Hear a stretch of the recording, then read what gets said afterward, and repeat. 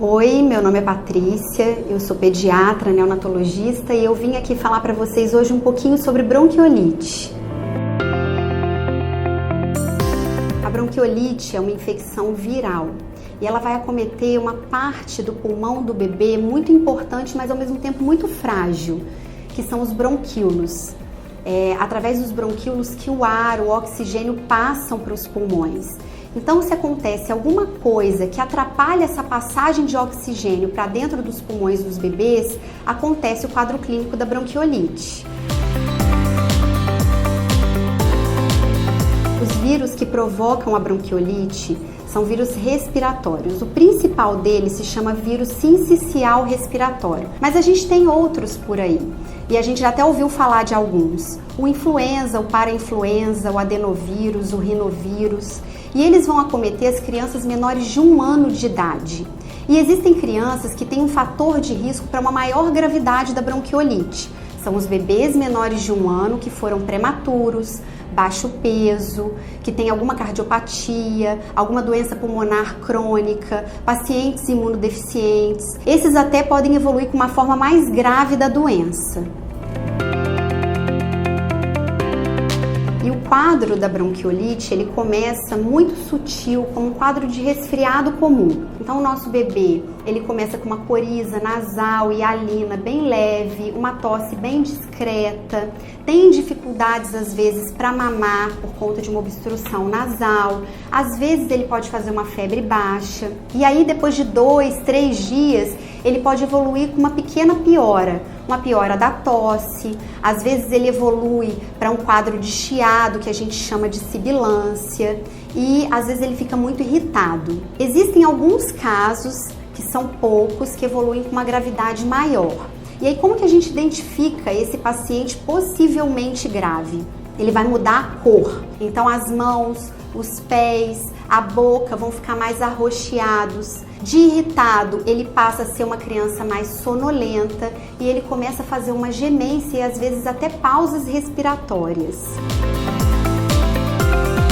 Não existe basicamente nenhum tratamento específico para bronquiolite, já que ela é causada por vírus e os vírus eles acabam saindo, entre aspas, do organismo por si só. Então, geralmente é uma doença autolimitada, que não precisa de tratamento e na maioria das vezes ela tem uma evolução benigna. Quando os pacientes apresentam algum quadro de gravidade, algum fator de risco, como aqueles que eu acabei de citar aqui, aí a gente tem que prestar mais atenção na evolução.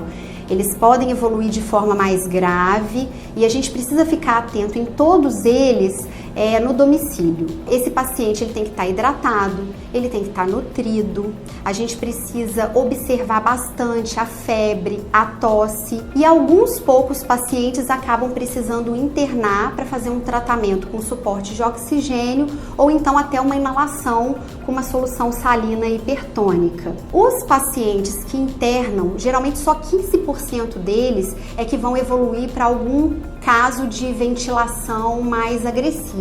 E assim, vocês podem até me perguntar, mas eu não vou fazer nada, eu não vou avaliar nada, medicar de forma alguma. O mais importante é a observação desses bebês. Então a gente precisa ficar atento ao quadro gripal e aos sinais de alerta.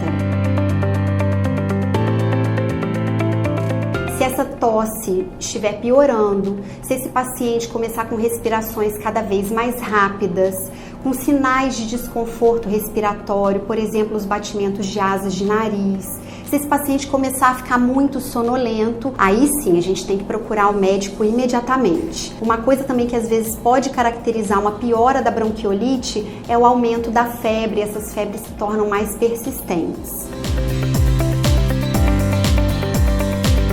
Os pacientes com fatores de risco, os prematuros menores de 29 semanas, os pneumopatas, os cardiopatas, podem se beneficiar de um anticorpo monoclonal humanizado que se chama palivizumab, que ele é contra o vírus sincicial respiratório. Geralmente, as doses são feitas em número de 5 durante os 5 meses de maior sazonalidade desse vírus, que vai desde abril até agosto. O mais importante para a gente evitar essa doença nos bebês é a prevenção. Acho que isso hoje está muito em voga por conta do coronavírus, mas isso deve ser feito para todos os vírus respiratórios.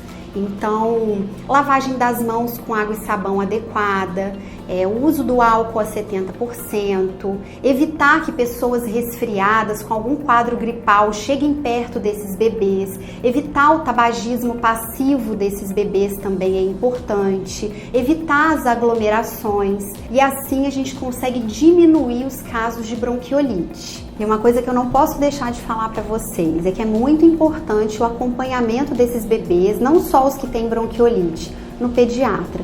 Acompanhar as curvas de crescimento, a evolução nutricional, o cartão vacinal, tudo isso é essencial para todos os bebês.